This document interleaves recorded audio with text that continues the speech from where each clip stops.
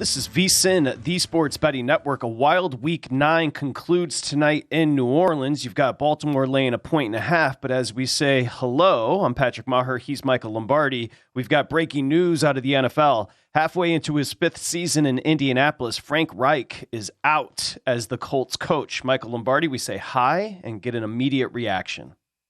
Well, it was a tough sledding day yesterday for the Colts offensively. I know they fired their offensive coordinator, and they responded with a performance that really was second to none. I mean, not to be outdone by the Patriots' offensive performance as well. I mean, the Colts averaged 2 yards per play.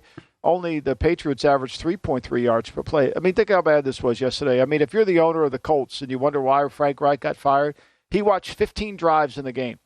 13 of those drives had 1 first down or less. And 2 had 3 and 1 had 2.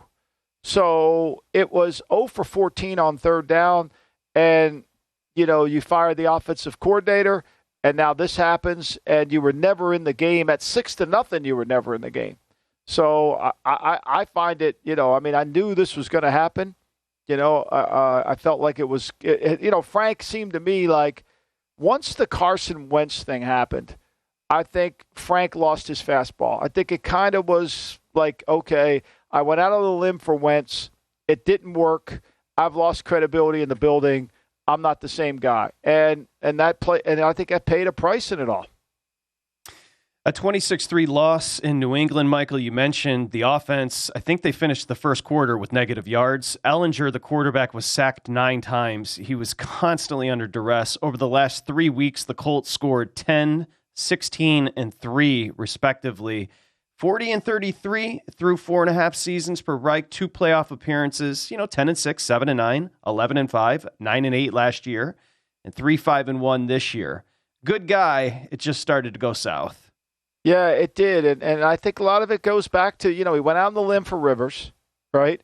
He takes over when McDaniels didn't show up, and it kind of, and so he inherited a staff that McDaniels had hired, Eberflus being one of them, the offensive line. Then he started to make some changes to his staff, and then he never got the quarterback. I mean, he wanted Rivers. They gave him Rivers. He wanted Wentz. They went all in on Wentz.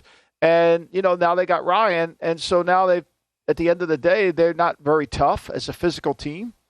They have really no ability to control the line of scrimmage. And it's going to be interesting to see who they, make interim coach. John Fox is on the staff. Gus Bradley's been a head coach before. So I think they're still working through that. I'm sure the owner's probably outraged about what his team looks like. Who's going to call plays? I mean, the quarterback coach is Scott Milinovich. I think Scotty Montgomery played in the league. It was a head coach at one time, but I don't know who's going to call plays. I mean, they've already eliminated the offense coordinator, so this is going to be an interesting conversation.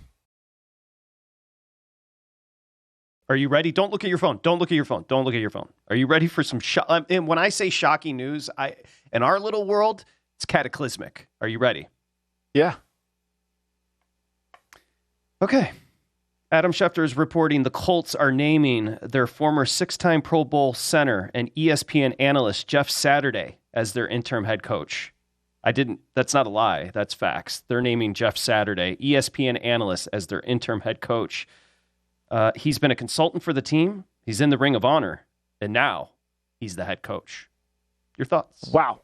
Okay, so today in the Daily Coach, we talked about what owners and athletic directors are looking for, and this fits actually perfectly, right? So the first one is a schemer, somebody who can scheme, somebody who brings an offense or a defense in. The second one is a caretaker, somebody who's going to manage the caretaking and kind of oversee everything, but really not influence offense, not influence defense, just kind of take care of everything. And then the third one is someone who is a brand, someone who can bring a recruiter, someone who's going to sell the program, stability, like this is who we are, we'll sell the program. Ed Orgeron would be a perfect example of that, okay? This kind of fits between a caretaker and a seller.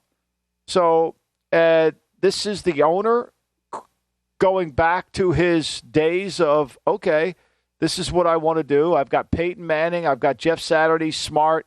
There's been really no offensive line coach, I think, in the history of this league People think Chuck Noll was a line coach. He was a defensive coordinator. I mean, let's put that. There's been really no line coach who's been a great head coach. I think Weeb Eubank was. I'm not sure, but Weeb Eubank finished 500 as a career coach. So interesting, stunning. Yes, stunning. Yeah. So here's Jeff the Saturday. problem. Here's the problem. Ahead. You got John. You got John. Okay, here's what the owners don't understand. You got John Fox, who's been a head coach in the league. You've got Gus Bradley, who's been a head coach in the league. So when Saturday walks in the room, is he going to tell Fox or Bradley, I don't want to run palm coverage. I want to run this. Is he going to walk into the offensive line room and say, here's what I want to do? Or is he going to walk to the quarterback room and say, here's what I want. Here's what the offense I want to run. Like, it's comical. Like, it would be like me going down to Shore Memorial Hospital and overseeing a surgery. Like, I don't know this. Like, I know Saturday played, but he has no idea the inner workings of how an organization operates. None. Go to VSiN.com/subscribe to become a VSiN Pro subscriber today.